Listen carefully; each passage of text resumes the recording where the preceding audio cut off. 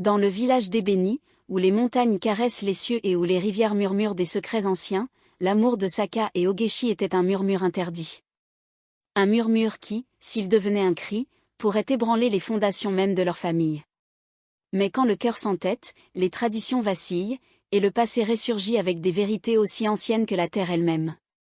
Le marché d'Ébéni bourdonnait d'activité sous un soleil implacable.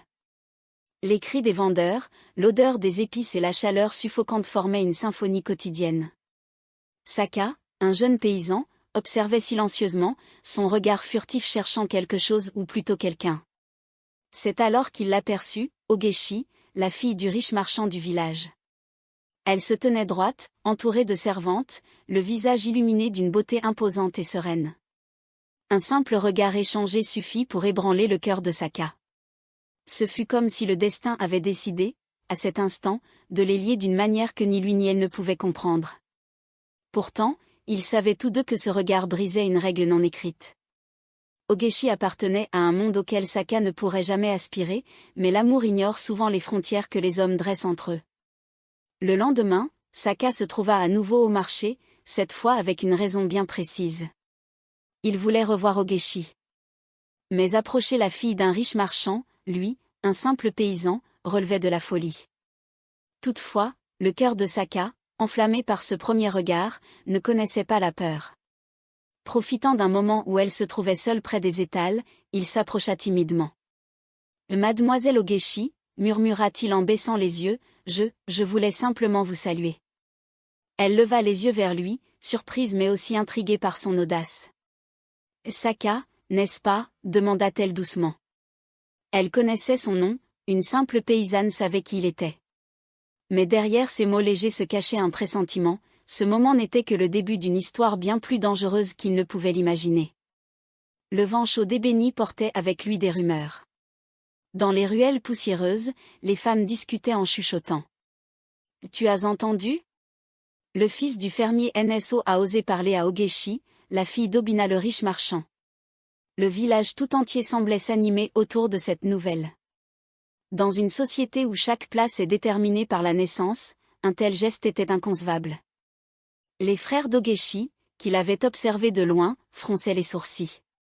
Pour eux, la réputation de leur famille passait avant tout, et l'idée qu'un paysan s'approche de leur sœur était une insulte. « Ce garçon devrait savoir où est sa place » murmura Hugo, l'aîné, en serrant les poings. Mais Ogechi, elle, n'entendait pas ces murmures. Ses pensées étaient ailleurs, tournées vers ce jeune homme au regard sincère. La nuit enveloppait le village d'un calme mystique. C'était à ce moment-là que Saka et Ogechi avaient décidé de se revoir, loin des regards curieux.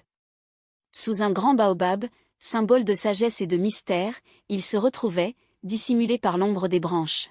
« Pourquoi as-tu pris ce risque ?» demanda Ogechi, le cœur battant.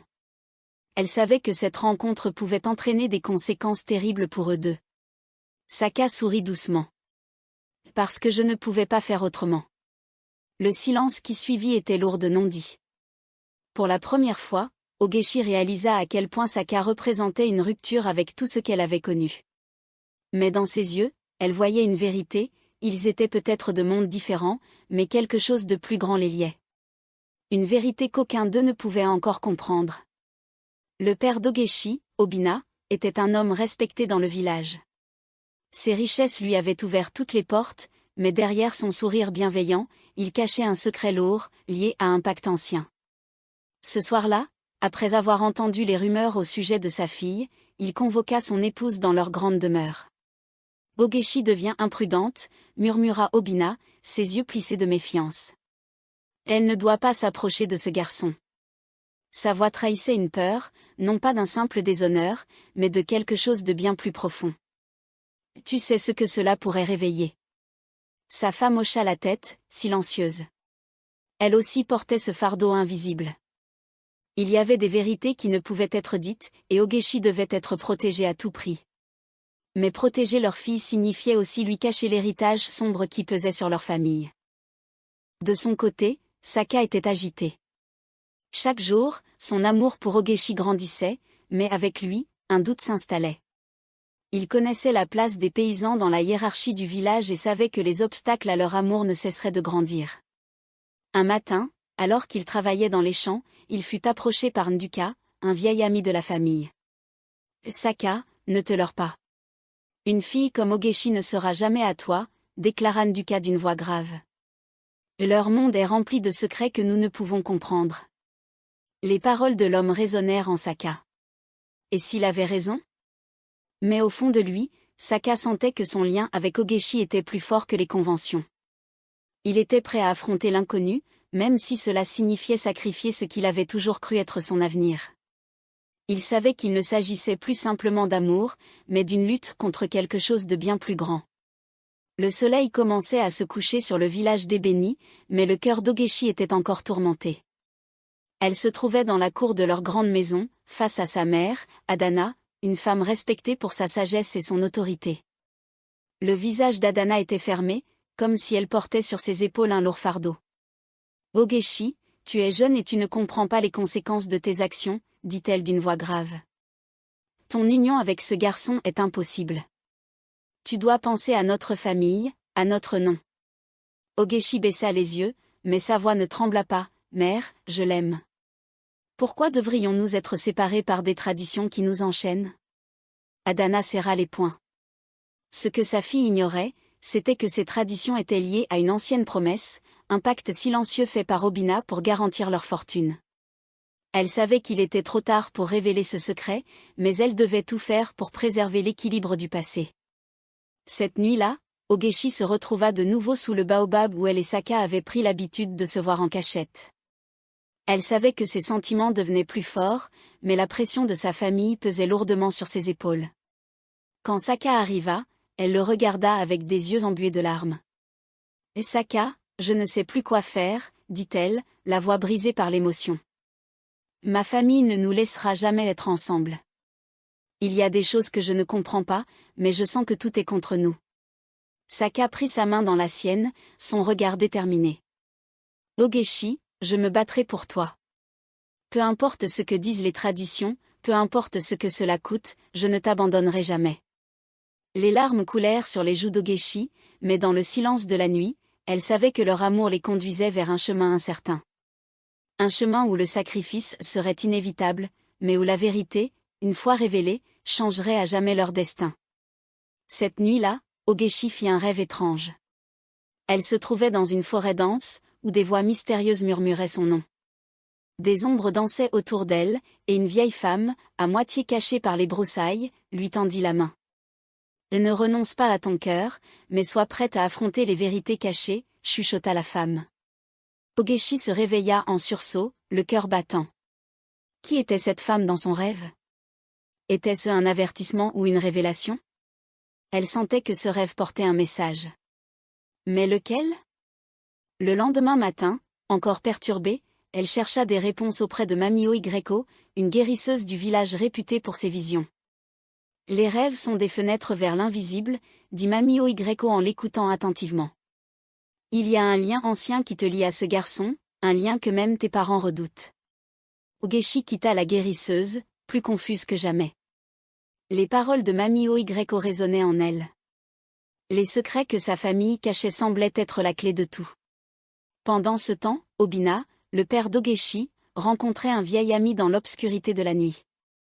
Cet homme, le chef d'un ancien cercle secret, avait autrefois aidé Obina à prospérer. « Tu te souviens du pacte que nous avons conclu » murmura l'homme d'une voix grave. « Ta fortune et celle de ta famille sont liées à des forces que tu ne peux défier. Ta fille ne doit pas rompre cet équilibre. » Obina hocha la tête, le visage marqué par l'angoisse. Il savait que les conséquences de briser ce pacte seraient terribles. « Que dois-je faire » demanda-t-il, la voix tremblante. « Elle doit épouser l'homme que nous avons choisi pour elle, un homme de notre cercle.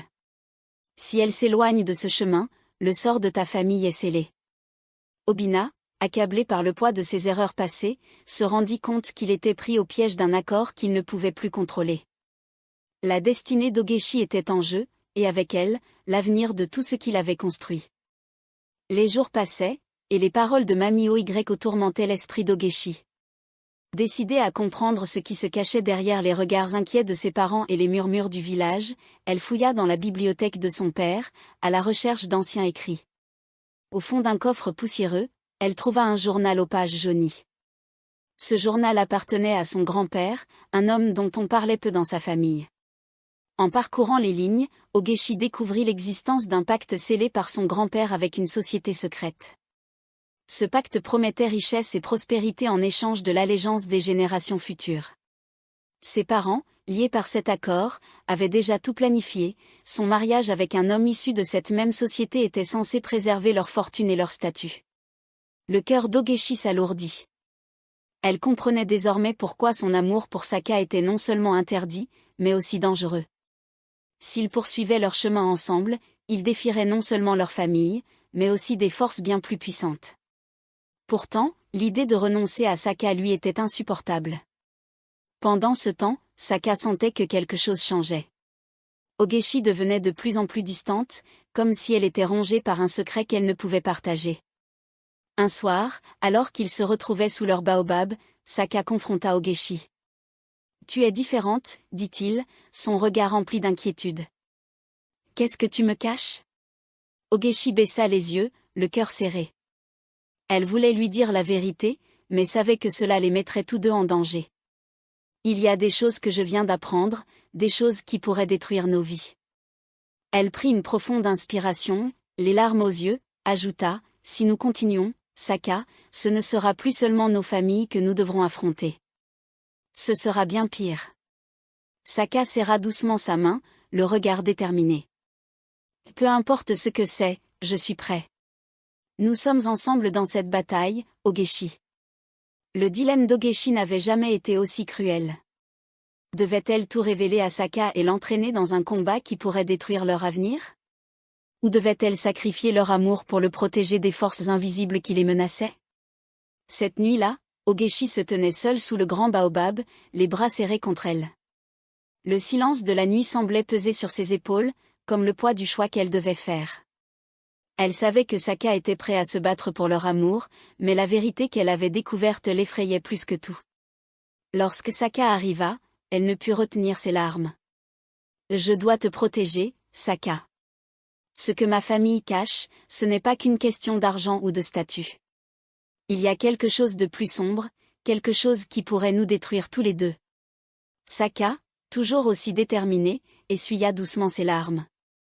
« Nous nous sommes promis de nous battre ensemble. Peu importe ce que ta famille cache, nous le surmonterons. » Ogechi baissa la tête, déchirée entre la peur et l'amour qu'elle ressentait pour lui. Mais au fond d'elle-même, elle savait qu'elle ne pouvait plus reculer. « Très bien, je te dirai tout. Mais une fois que tu sauras, il n'y aura pas de retour en arrière. » Le lendemain, Ogechi conduisit Saka dans un endroit isolé, loin des regards du village. Là, à l'abri des collines, elle lui dévoila le journal de son grand-père et les secrets qu'il renfermait. « Ce pacte a été signé bien avant notre naissance, » expliqua-t-elle d'une voix tremblante. En échange de la richesse et du pouvoir, chaque génération devait faire un sacrifice, en commençant par des mariages arrangés avec ceux qui contrôlent cette société secrète. Si je refuse de me marier avec l'homme que ma famille a choisi, nous serons maudits. Saka resta silencieux, assimilant l'ampleur de ce qu'il venait d'apprendre. « Et si tu choisis de ne pas honorer ce pacte, demanda-t-il finalement, le regard sombre. Alors, tout ce que ma famille a bâti s'effondrera. Et, il est possible que la malédiction s'abatte aussi sur toi. » Un lourd silence s'abattit sur eux. Saka savait que ce qu'Ogechi lui demandait n'était pas simplement de fuir un mariage arrangé, mais de défier des forces anciennes et dangereuses. Pourtant, malgré tout, il n'avait pas peur. « Ogechi, dit-il enfin, nous ne sommes pas des marionnettes. Si nous devons briser ce pacte pour vivre notre vie, alors je suis prêt à prendre ce risque. » Après leur décision de défier le pacte, Ogechi et Saka se rendirent à nouveau chez Mami Oigreko, la guérisseuse du village. Ils avaient besoin de réponses sur ces forces invisibles qui contrôlaient leur destinée. Mami Oigreko les accueillit avec un regard sombre, comme si elle sentait déjà le danger qui les entourait. Elle les fit asseoir autour de son feu sacré, et après un long moment de silence, elle parla. « Vous avez choisi un chemin dangereux, enfant. Ce pacte n'est pas seulement un accord entre familles, c'est une promesse faite aux esprits anciens qui veillent sur ce village. Rompre cette promesse, c'est inviter leur colère. Ogeshi trembla, mais Saka resta ferme. A-t-il un moyen de briser ce pacte sans que cela nous détruise, demanda-t-il, déterminé à trouver une solution. La guérisseuse hésita, puis répondit d'une voix grave, il existe un moyen, mais il est risqué. Pour annuler ce pacte, vous devez retrouver l'objet qui a scellé l'accord. Il s'agit d'un ancien artefact caché dans les profondeurs de la forêt sacrée. Mais attention, car ceux qui ont cherché cet artefact avant vous ne sont jamais revenus. Le cœur d'Ogeshi se serra. Partir à la recherche de cet artefact signifiait affronter des dangers qu'ils ne pouvaient pas imaginer. Pourtant, elle savait que c'était leur seule chance de se libérer. Déterminés à se libérer du fardeau de leur famille, Saka et Ogeshi prirent la décision de se rendre dans la forêt sacrée. La nuit était tombée lorsque, avec un sac léger et leur cœur lourd, ils quittèrent le village, laissant derrière eux les murmures de la nuit et les ombres de leur passé. « Es-tu sûr de vouloir faire cela ?» demanda Saka en regardant Ogeshi marcher à ses côtés. « Il n'y aura pas de retour en arrière une fois que nous entrerons dans cette forêt. » Ogeshi serra sa main avec une force nouvelle. « Nous devons le faire. Pour notre avenir, pour être libres. » Elle savait que ce chemin serait dangereux, mais elle refusait de laisser sa vie être dictée par des forces qu'elle ne comprenait pas. Au fur et à mesure qu'ils s'approchaient de la lisière de la forêt, un frisson les parcourut. La forêt sacrée était connue pour être un lieu de mystère et de magie ancienne. À l'intérieur, des esprits veillaient, et rares étaient ceux qui osaient s'aventurer au-delà de ces arbres millénaires.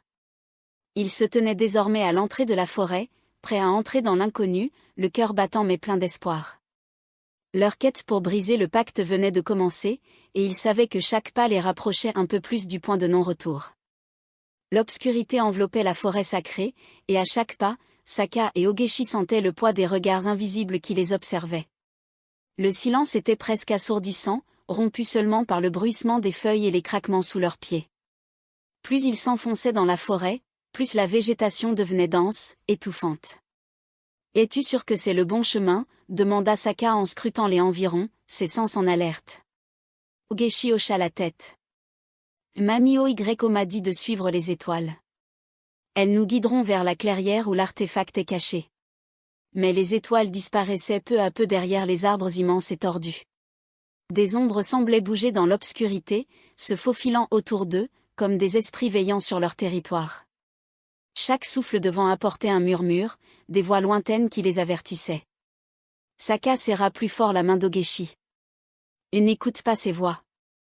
Elles veulent nous effrayer, mais nous ne devons pas abandonner. » Pourtant, même avec cette assurance, Ogeshi sentait la peur monter en elle. La forêt semblait vivante, comme si elle se refermait autour d'eux, les piégeant dans un labyrinthe sans fin. Alors qu'ils avançaient, une lumière vacillante apparut au loin. C'était une petite clairière, baignée dans une lueur étrange.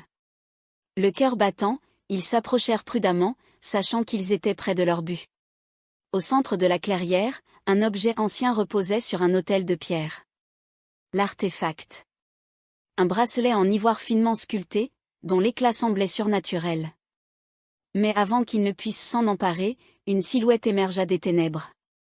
Un homme grand, drapé dans un tissu noir, se tenait devant eux.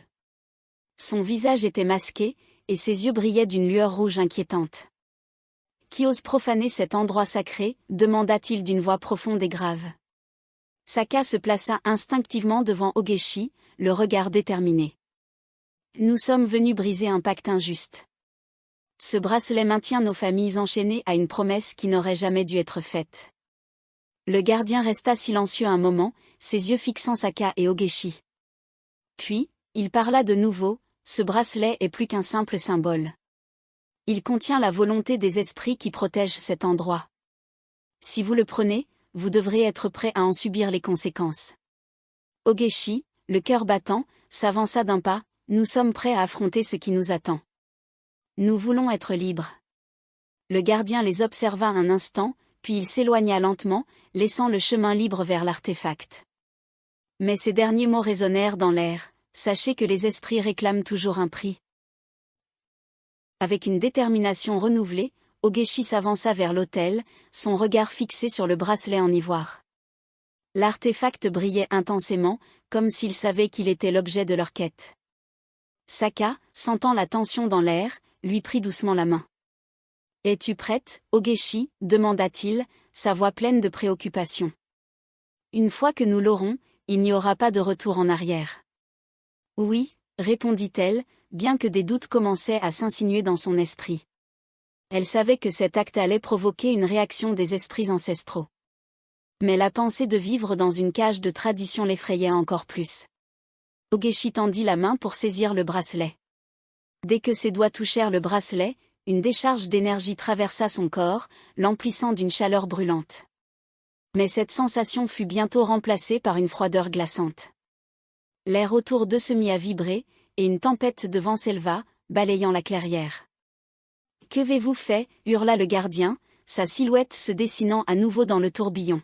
« Les esprits ne vous laisseront pas partir sans payer le prix. » Les voix des esprits se firent entendre, un murmure collectif à travers le vent. « Sacrifice! Sacrifice !» résonnait leur chant dans la clairière, rempli d'une gravité antique. Ogeshi sentit un frisson parcourir son échine. Ce n'était pas seulement un objet, c'était un symbole de leur héritage et des choix qui en découlaient.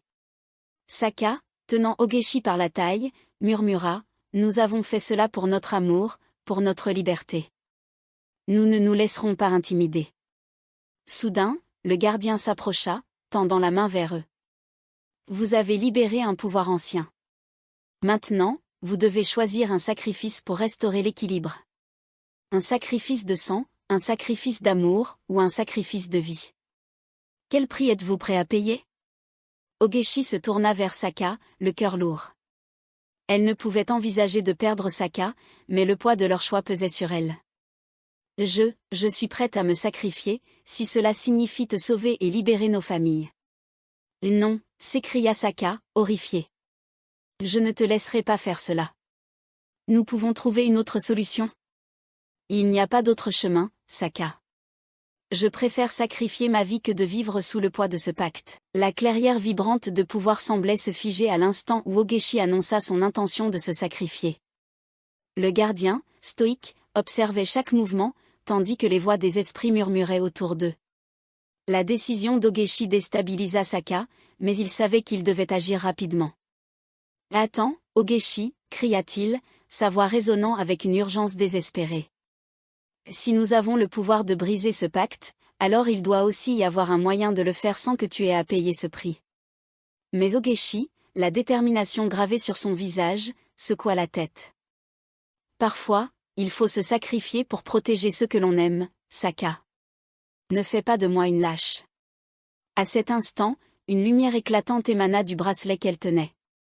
Les esprits, visiblement alarmés par la tension, s'élevèrent autour d'eux, créant un spectacle de lumière et d'énergie. Un silence pesant suivit, et soudain, une figure éthérée émergea du cercle des esprits, ressemblant à une ancêtre d'Ogeshi. « Ogeshi, ma petite fille » dit l'esprit d'une voix douce mais autoritaire. « Pourquoi cherches-tu à sacrifier ta vie ? Les sacrifices ne doivent pas être faits dans l'obscurité de la peur. Ils doivent être faits dans la lumière de l'amour. » Ogeshi, les larmes aux yeux, observa l'esprit de son ancêtre, son cœur débordant d'émotion. « Je veux protéger ce que j'aime. Mais si cela doit être moi qui paie le prix, alors je l'accepte. » L'esprit de l'ancêtre s'approcha d'Ogeshi, caressant son visage d'une main douce. La véritable force ne réside pas dans le sacrifice de la vie, mais dans le courage de changer le destin. Le bracelet que tu tiens est un symbole, non pas d'une malédiction, mais d'un choix. La seule façon de briser le pacte est de révéler la vérité à ta famille. Sokka, surpris, s'interrogea. Comment cela pourrait-il suffire ? L'esprit répondit avec assurance, les familles ne doivent pas être liées par la peur, mais par la vérité. Si vous révélez les secrets, la malédiction se dissipera. Vous aurez alors le pouvoir de choisir votre propre voie. Ogeshi réalisa alors que son désir de protéger Sokka n'impliquait pas nécessairement sa propre destruction. Cela signifie que nous devons affronter nos familles et les vérités qu'elles cachent, murmura-t-elle. Sokka, encouragé par la révélation, ajouta, oui, nous devons faire face à notre héritage et montrer que notre amour transcende les anciennes traditions. Ensemble, nous pouvons briser ces chaînes. Avec une détermination renouvelée, Ogechi et Saka prirent le bracelet, mais cette fois, non pas comme un symbole de sacrifice, mais comme un outil de vérité. Ils quittèrent la clairière, leur cœur léger, sachant qu'ils avaient trouvé une nouvelle voie. En marchant vers le village, la nuit commença à se dissiper, et les premiers rayons du soleil perçaient l'horizon. L'air était rempli d'une nouvelle énergie, comme si la forêt elle-même applaudissait leur choix. Nous sommes prêts à affronter nos familles, déclara Ogechi, le bracelet serré contre son cœur. Quoi qu'il arrive, nous resterons ensemble. Peu importe ce que les autres penseront, affirma Saka avec conviction. Notre amour est plus fort que les vieilles traditions. À leur retour au village, une atmosphère tendue flottait dans l'air. Les villageois murmuraient entre eux, leurs visages marqués par l'inquiétude. Lorsque Saka et Ogechi apparurent, les regards se posèrent sur eux avec méfiance, et une vague de murmures s'éleva. Ils savaient qu'ils étaient attendus par leur famille, mais ils ignoraient à quel point la situation serait explosive. La mère d'Ogechi, une femme forte au regard perçant, se tenait au centre de la place. Lorsqu'elle aperçut sa fille et Saka, ses yeux s'assombrirent. « Que faites-vous ici ?» s'écria-t-elle, le ton rempli de colère. « Vous avez osé désobéir à la tradition et briser le pacte. » Ogechi, le cœur battant, s'avança. « Maman, nous ne sommes pas ici pour défier les traditions, mais pour les comprendre. Nous avons découvert que ce que nous croyons être notre destin n'est qu'un mensonge. » « Un mensonge ?» répéta sa mère, scandalisée. « Tu es sous l'influence de ce paysan. Il te manipule. » Saka, le visage enflé de courage, prit la parole. « Non, madame. C'est moi qui ai convaincu Ogechi d'agir ainsi. Nous devons révéler la vérité sur nos familles, sur les pactes et les secrets qui nous lient. » Les mots de Saka résonnèrent dans le silence, et une tension palpable s'installa dans l'air. Les villageois, qui avaient précédemment observé avec désapprobation, commencèrent à murmurer des commentaires, certains exprimant leur inquiétude, d'autres leur curiosité. « Que caches-tu, maman ?» demanda Ogechi, le regard déterminé. « Nous avons le droit de savoir ce qui s'est passé entre nos familles. » Sa mère hésita, les poings serrés, puis finalement, elle lâcha prise. « Très bien, je vais tout dire. Lorsque tu es né, un pacte a été scellé entre ta famille et celle de Saka. Il a été établi pour protéger nos richesses et notre statut. Mais cela a également entraîné des souffrances, des sacrifices. » Les visages se crispèrent. Saka et Ogechi se regardèrent, réalisant que ce qu'ils avaient découvert était bien plus vaste qu'ils ne l'avaient imaginé. « Quelle souffrance !» s'écria Saka, le cœur en émoi. « Des âmes perdues, des promesses non tenues, des vies gâchées.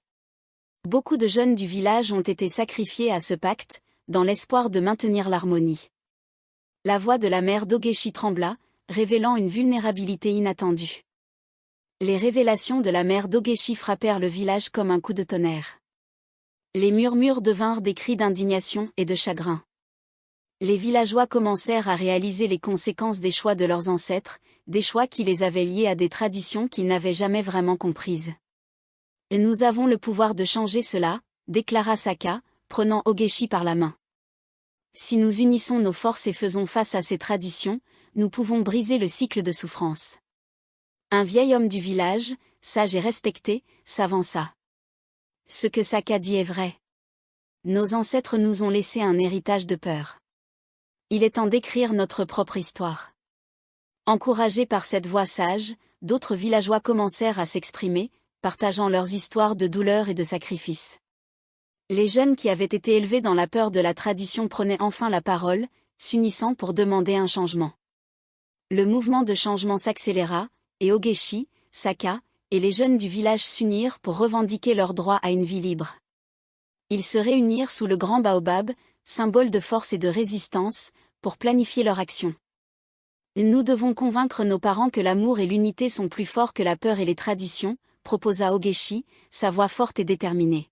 « Nous avons le pouvoir de créer un nouveau futur. » Saka, la passion brûlant dans ses yeux, ajouta, « Si nous rassemblons nos familles et exposons la vérité, nous pouvons abolir ce pacte. Chaque sacrifice a un prix, mais nous pouvons le changer. » Un murmure d'approbation parcourut le groupe, et bientôt, ils mirent en place un plan pour confronter leur famille.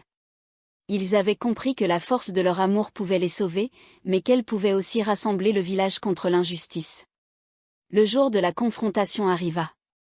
Les familles d'Ogechi et Saka se rassemblèrent sur la place du village, le regard sceptique et la colère au ventre. Les tensions étaient palpables, et les villageois retenaient leur souffle, attendant de voir comment la situation se déroulerait.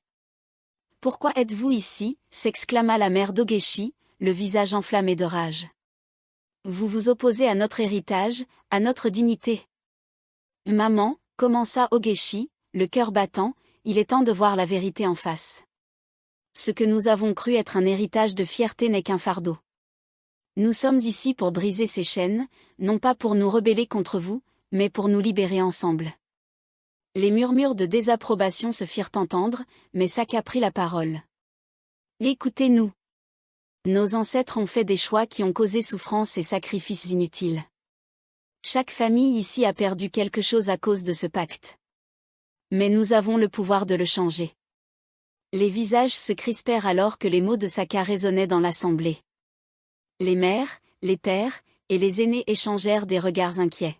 « Comment oseriez-vous » rugit le père de Saka, la voix tremblante de colère. « Vous êtes en train de jouer avec le destin de notre famille. »« Non, papa » répondit Saka, la voix ferme. « Vous ne comprenez pas. Nous jouons avec nos vies, et nous sommes fatigués de vivre dans la peur. Nous voulons choisir notre destin, pas être pris au piège dans un passé dont nous ne sommes même pas responsables. » À ce moment-là, une vieille femme, ancêtre respectée du village, s'avança. Son visage était marqué par le temps, mais ses yeux brillaient d'une sagesse ancienne. « Les enfants ont raison » déclara-t-elle d'une voix rauque. « Nous avons laissé la peur nous gouverner trop longtemps. La vérité doit être entendue. » Les murmures d'approbation se firent plus forts, et la dynamique dans la place changea. Les villageois commençaient à remettre en question leurs croyances profondément ancrées, s'interrogeant sur le véritable sens de la tradition. Le vent soufflait légèrement, comme pour apaiser les tensions qui avaient atteint leur paroxysme. Ogechi, prenant une profonde inspiration, se tourna vers la foule. « Nous avons découvert un secret, un pacte que nos ancêtres ont scellé sans notre consentement. Il a coûté trop de vie et a créé trop de souffrance. » Elle se tourna vers sa mère, les larmes aux yeux. « Je ne veux pas vivre dans une société où le choix de mon cœur est jugé. Et je ne veux pas voir ma fille souffrir à cause de vieux décrets, » ajouta la mère d'Ogechi, le visage déformé par l'émotion. « Nous devons parler de ce pacte, de son coût et des vies qu'il a détruites. » Un silence pesant s'installa avant que la voix de Saka ne se fasse entendre à nouveau. « Nous devons nous unir pour démanteler ce qui a été établi. Les sacrifices doivent cesser. Si nous voulons avancer, nous devons faire face à notre passé. » L'assemblée villageoise s'était intensifiée, chacun des membres des familles pesant le poids des révélations. Alors que l'émotion battait son plein, un silence soudain tomba sur la place lorsque le chef des anciens, un homme vénérable aux cheveux blancs, fit son apparition. « Écoutez-moi » commença-t-il d'une voix forte et autoritaire. « Je suis le gardien des histoires de notre peuple, et je ne peux plus rester silencieux. Les traditions ont leur place, mais lorsque ces traditions causent douleur et souffrance, elles doivent être réexaminées. » Les villageois se tournèrent vers lui, intrigués. Saka et Ogechi, pleins d'espoir, échangèrent un regard encourageant. L'ancien continua, « Les pactes, comme toute chose, ont un prix. Nous avons des histoires de sacrifice, mais nous avons aussi des histoires de courage. Ce courage est ce qui nous a fait avancer jusqu'ici. » S'éclaircissant la voix, il ajouta, « Je me souviens d'un temps où la communauté se rassemblait pour célébrer l'amour, pas pour le détruire. Peut-être est-il temps de revenir à cela. » L'intervention de l'ancien marqua un tournant. Les visages des villageois se détendirent, et un murmure d'accord parcourut la foule. Ogechi et Saka sentirent un frisson d'espoir. « Que proposez-vous » demanda la mère d'Ogechi, désormais visiblement émue. « Nous devrions établir un conseil des jeunes » suggéra l'ancien. « Un groupe pour entendre les préoccupations de la nouvelle génération. Ce conseil pourrait décider de la voie à suivre, en respectant à la fois les traditions et les choix individuels. » Saka et Ogechi se regardèrent, réalisant que cela pourrait être le changement qu'ils cherchaient. « Et nous devrions nous asseoir avec tous les jeunes, pas seulement ceux de nos familles, ajouta Saka. C'est le moment d'inclure toutes les voix. Les villageois commencèrent à hocher la tête, et l'excitation monta. Ce nouveau conseil pourrait être le début d'une véritable transformation, une chance de forger un avenir qui respecte les valeurs de chacun tout en permettant à l'amour de prospérer. Les jours suivants, des réunions se tinrent dans le village. Le conseil des jeunes s'ouvrit à tous ceux qui souhaitaient s'exprimer. Saka, Ogechi et leurs amis s'engagèrent à entendre les histoires de chacun, partageant les douleurs et les joies qui avaient longtemps été cachées. Je veux dire que je suis fatiguée d'avoir honte de mon amour, déclara une jeune fille, la voix tremblante. Je ne veux pas me marier avec quelqu'un que je n'aime pas juste pour respecter une tradition. Moi aussi, ajouta un jeune homme, visiblement en colère. Pourquoi devrions-nous subir les conséquences des choix de nos ancêtres? Ogechi écoutait attentivement, sentant l'énergie collective grandir. Chaque voix qui s'élevait contribuait à un changement inévitable, une volonté de défaire des siècles de traditions oppressives. Inspirés par le nouveau conseil, les villageois décidèrent d'organiser une grande célébration pour honorer l'amour et la communauté. Saka et Ogechi, en tête de l'organisation, étaient chargés de rassembler les éléments pour cet événement marquant. Les préparatifs furent une joyeuse frénésie. Les jeunes du village décorèrent la place centrale avec des tissus colorés, des fleurs, et préparèrent des mets traditionnels pour célébrer leur unité. La rumeur de la fête se répandit rapidement, attirant même ceux qui avaient été sceptiques quant au changement. Ce sera notre premier pas vers la réconciliation, déclara Saka, tandis qu'ils installaient les décorations. Nous devons montrer que l'amour peut vaincre les peurs du passé. Ogechi acquiesça, le regard brillant d'enthousiasme.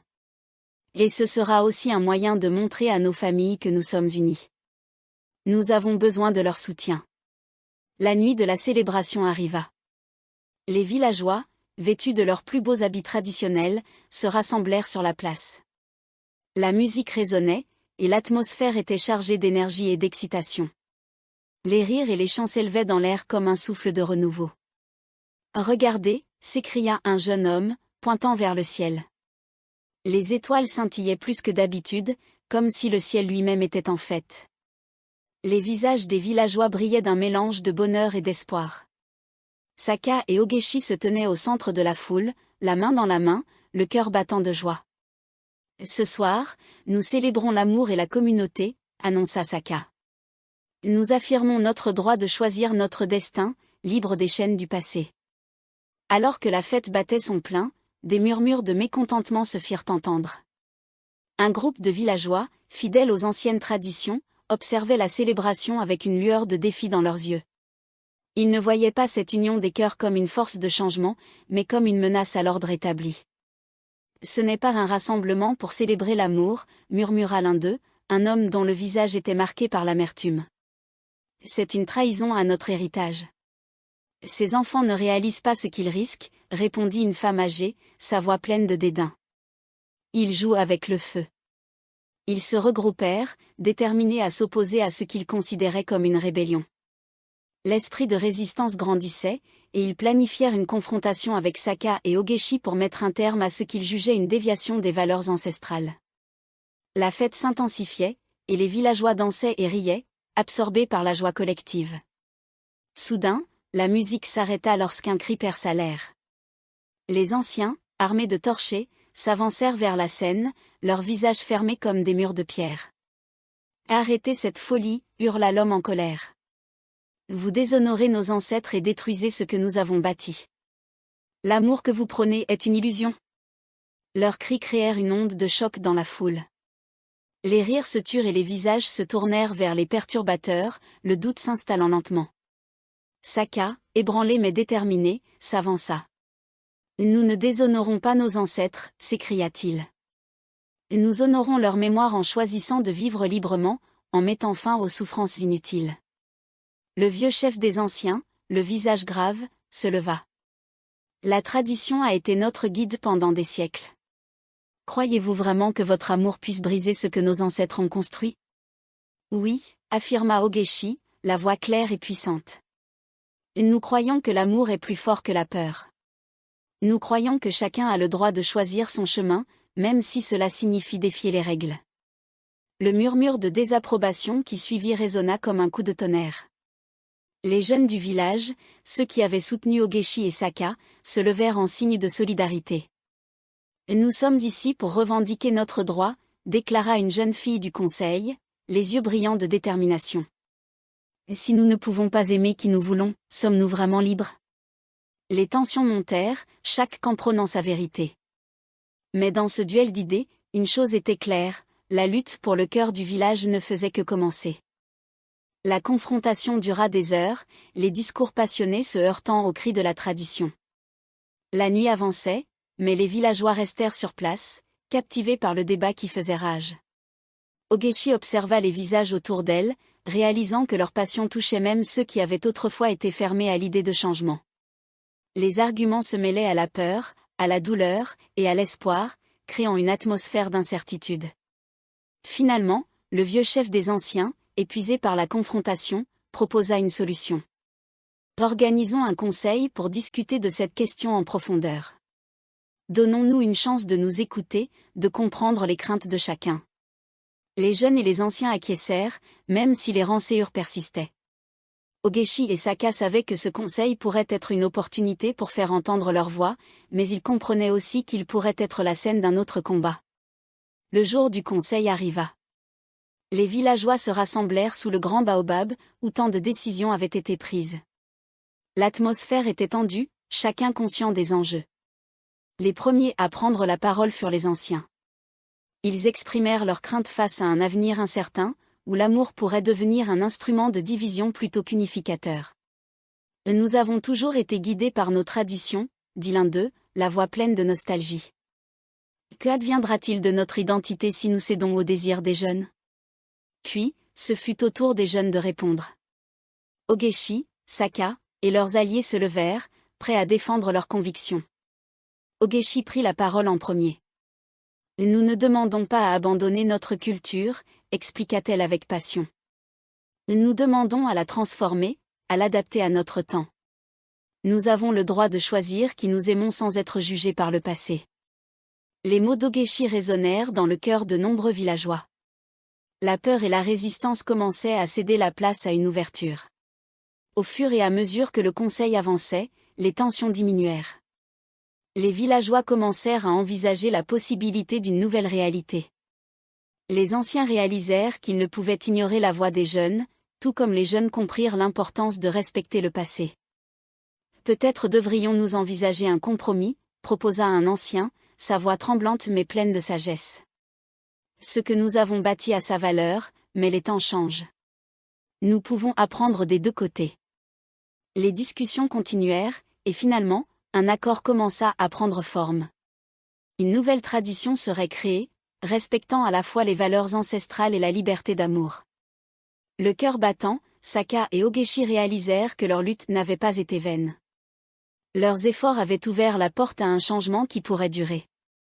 Avec l'accord en place, les villageois se mirent au travail pour construire une nouvelle culture qui respecterait l'amour sous toutes ses formes.